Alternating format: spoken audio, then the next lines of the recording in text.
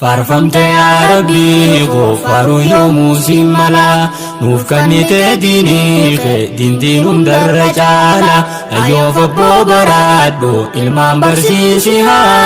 هالان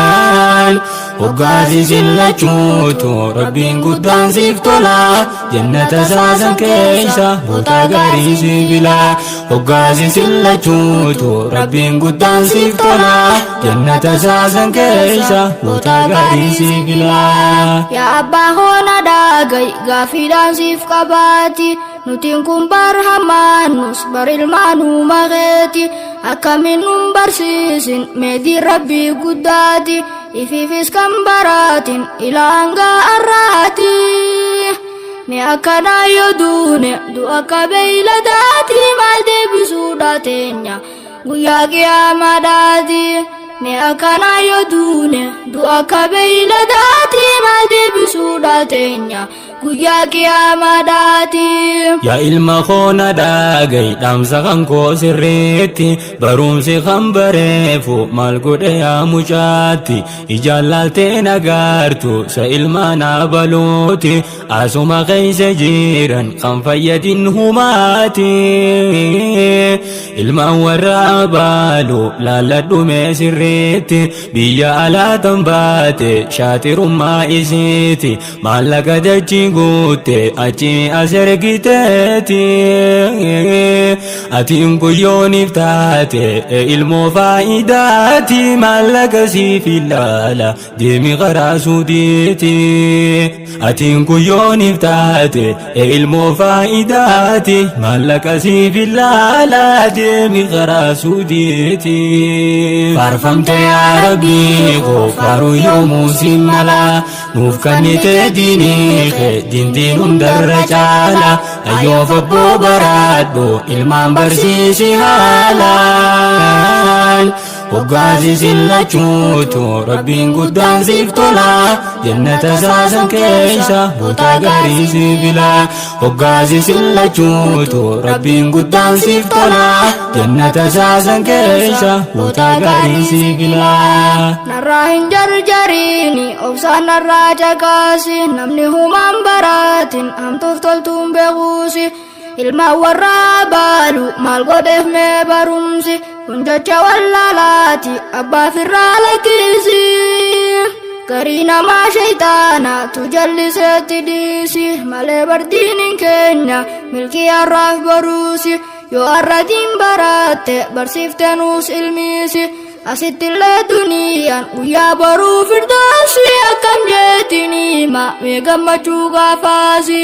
asittillee duniyaan guyyaa boruu firdaasi akkam jeetiniima mee gammachuu gaafaasi hayaadha yaa ilma koo nin godha qaalii keeti waan garii faalaaleetiin reefu akkas jeeti malee anis qalbiidhaan nin fadhatiin rabbiiti jabaadhu naaf ammaahu karaana deebifteeti kunoo tanaaf gariidha ilmoo waa baratteeti waa hundanuu sibiiraan jira hin yaadiniiti anillee waa baraachuun dandayu gaara kootiin arrabni koo furdaate hin danda'uu qaraati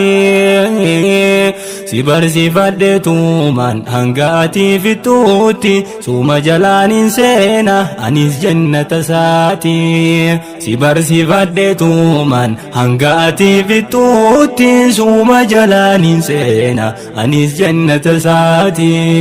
faarfamte yaa rabbii gofaaru yoomuu simmala nuuf kannite diinii din diinum darrajaala ayyoof abboo baraadhu ilmaan barsiisi haalaan waggaasi sillachuutu rabbiin guddaan siif tola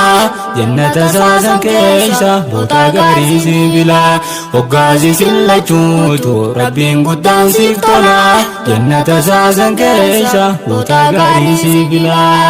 umrii si haa dheeressu atilleen baabaa kiyyaa riskii bal'oo si kanne ibaadaa fi aafiyaa